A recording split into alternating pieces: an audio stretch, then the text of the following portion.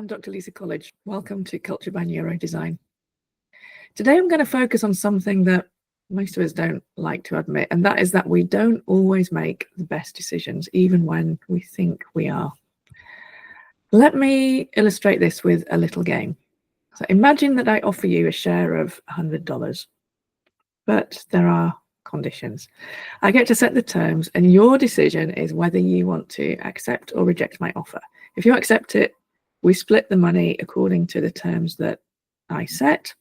And if you reject it, we're both going to walk away with nothing, okay? So here's my offer. Would you take $18 of $100? Now, I'll come back to this later because this little game tells us a lot about how we make decisions and about how our emotions can get tangled up in the process and impact the outcome. In this podcast, I want to discuss that autistic brains tend to be better at rational decision making. I've also written a couple of articles about this, and I'll put the links in the accompanying notes in case you'd like to read them. But let's start with a concept from two very famous psychologists, Daniel Kahneman and Amos Tversky, who showed that human beings make a lot of our decisions using mental shortcuts. And they called these mental shortcuts heuristics. Now, heuristics are not a flaw. They're a really, really smart way to let our brains cope with the sheer amount of information flying at us every day and to make rapid decisions. Now, remember that for most of the time that our brains were evolving, those decisions would have been the difference between life and death. Run away or fight the dinosaur. Move on and look for a new food source, or stay here until this one is completely exhausted, right? We use these shortcuts to survive as a species, and now in our modern world, they help to keep life manageable. But the problem is that in our modern world, these shortcuts can play tricks on us, and they can lead us to make decisions that feel right, which was the biggest, quickest motivations for decisions in those life and death situations, even when those decisions aren't actually logical. And that's where cognitive biases come in. Autistic thinkers as a group are less susceptible to these cognitive biases, these cognitive tricks. Like, their brains are less influenced by emotional framing, by irrelevant distractions, by the pressures that we experience socially. And that's what I want to unpack a bit more today, with a few examples that I think are fascinating that have been reported on in the psychological research literature. Let me start with the attraction effect. Let's say that you're choosing between two coffees. A small one is $4.50 and a large one is $7. And let's say we go with the small one, right? It makes sense financially, it's cheaper, it makes sense health-wise, we have less caffeine, and it's enough to wake us up and have that nice morning caffeine hit. So you may feel that you just don't need to pay the extra for the large coffee. But now the smart marketing person at the cafe introduces a third option, which is a medium coffee for $6. So which do you order now? Research shows that most people suddenly find that the large coffee seems like a better deal. And they think, well, for just $1 more than a medium, I get a large, even though they don't actually want a large coffee. They were quite happy with a small coffee when a medium coffee wasn't an option. And even though nothing has changed about their needs, most people now choose the large coffee. And that's the attraction effect. It's also known as the decoy effect. It's a trick of your perception. Research shows that autistic thinkers are more resistant to it, and they're more likely to stick with their original choice of small coffee because their decision was based on value, and that value hasn't changed. So here are a few more examples. The sunk cost fallacy is when you continue to invest time and money in something that obviously isn't working because you've already invested time and money in it. So it's like staying in a film that you're not enjoying because you've already paid for the ticket. Or something that I really struggle with is like continuing to read a book that you're not enjoying because you've already read 150 pages and you might suddenly start to enjoy it. Or it's like continuing a failing project at work because the team's already put in 6 months. It's a struggle for most people to walk away. But autistic thinkers tend to be more comfortable saying, this isn't working, let's stop. What's gone before is not relevant to the decision that we need to make now. Here's yet another example of cognitive bias called the framing effect. And this is that when something is framed positively, we're more likely to agree with it.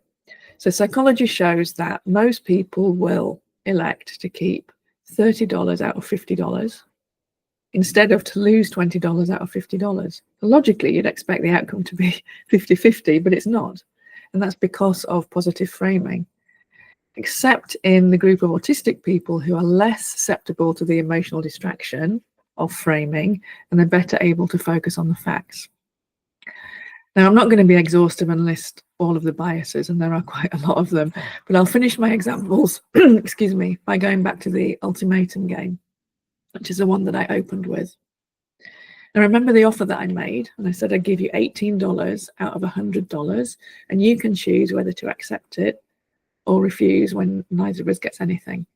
Now, most people reject that offer because it feels unfair, because they want to punish me because I made an unfair offer, even if it means getting nothing instead of getting $18. It's a very emotional response. But autistic people are more likely to accept the $18 because from a purely rational point of view, it's better than zero. They can better separate emotion from outcome, right? They don't let the feeling of unfairness override their ability to make a logical decision. And I'm not saying that's always the best strategy. Sometimes fairness does matter a lot. And sometimes you do want to take people's emotions into consideration in making your decision. But when we're talking about a high stakes, logic-driven decision, the ability to focus on outcomes without being derailed by emotion is really incredibly valuable. Now, I'm not suggesting that you go out and force someone to show you their diagnosis of autism before you appoint them as your chief decision officer, right? So what does all of this mean for your team or for your business? I am saying that autistic thinkers bring something different to your team, something extra, something that's valuable that you want to be able to call on in some situations. They often see angles that others miss, right? They're more resistant to groupthink. They question assumptions. They process information logically, as we've just seen. And that means that they can help your team make better decisions, especially in information-rich, complex environments where logic and clarity really matter. So this is part of why autistic people are such a good fit for roles in technology. It's not only about coding or liking to focus for hours on one task and work on their own. These are manifestations of the way that their brains work, of their preference for logic and structure and precision. So that reduced susceptibility to distraction, to visual distraction, to emotional distraction, to social pressure, helps explain why we see a natural concentration of autistic professionals in places like Silicon Valley. So the culture there in Silicon Valley was co-shaped by autistic people in ways that align with their strengths, that enable their strengths to emerge to the apparent benefit of performance in Silicon Valley companies. So I talked more about this in episode 33, so do listen to that if you want to learn more. But the big takeaway here is this.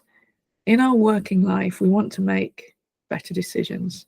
And sometimes a decision means that you strip away emotion from the facts.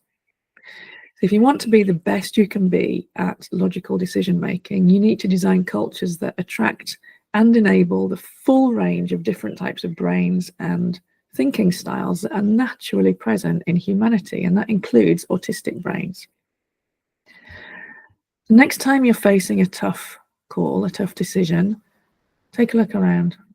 Notice that perhaps all of the opinions that you're hearing are not alike.